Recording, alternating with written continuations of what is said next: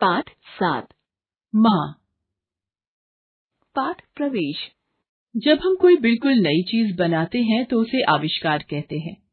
आइए पाठ पढ़कर जानें कि किस प्रकार थॉमस अल्वा एडिसन एक महान वैज्ञानिक एवं आविष्कारक बने तथा इसके लिए किसने उन्हें प्रेरित किया।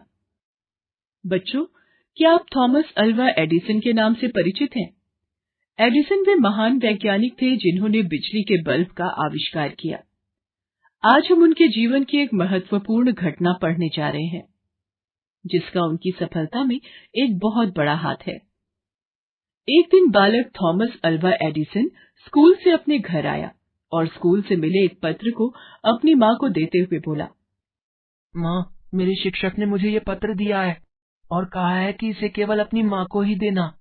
बताओ माँ, आखिर इसमें ऐसा क्या लिखा है? मुझे जानने की बड़ी उत्सुकता है। एडिसन की माँ ने वह पत्र खोला और उसे चुपचाप पढ़ने लगी। नन्हा एडिसन उनका चेहरा देख रहा था।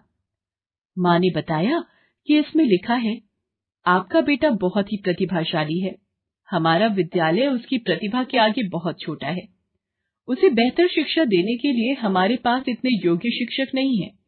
इसलिए आप उसे घर पर ही पढ़ाएं या फिर इस स्कूल से भी बेहतर स्कूल में पढ़ने के लिए भेजें। यह सब सुनने के बाद एडिसन को स्वयं पर गर्व हुआ। वह खुश होकर माँ से लिपट गया। अब वह पूर्ण आत्मविश्वास से माँ की देखरेख में घर में ही अपनी आगे की पढ़ाई करने लगा। बड़े होने पर एडिसन एक महान वैज्ञानिक बन गए। उनकी माँ की मृत्यु हो चुकी थी। एक दिन जब एडिसन अपनी अलमारी की सफाई कर रहे थे, तभी उन्हें अलमारी में रखा हुआ एक पत्र मिला। एडिसन ने उसे खोला और पढ़ना शुरू किया। पढ़ते पढ़ते उनकी आंखों में आंसू आ गए और माँ का चेहरा याद हो आया। यह वही पत्र था जिसे बचपन में उनके शिक्षक ने उन्हें दिया था कि उस पत्र को वे केवल अपनी माँ को ही दें।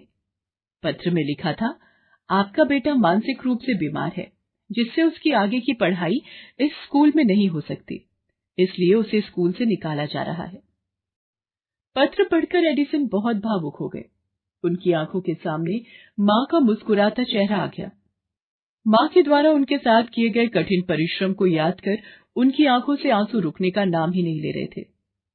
उन्होंने उसी समय अपनी डायरी में लिखा, थॉमस अल्वा एडिसन तो एक मानसिक रूप से बीमार बच्चा था, लेकिन उसकी माँ ने अपने बेटे को दुनिया का सबसे प्रतिभाशाली व्यक्ति बना दिया।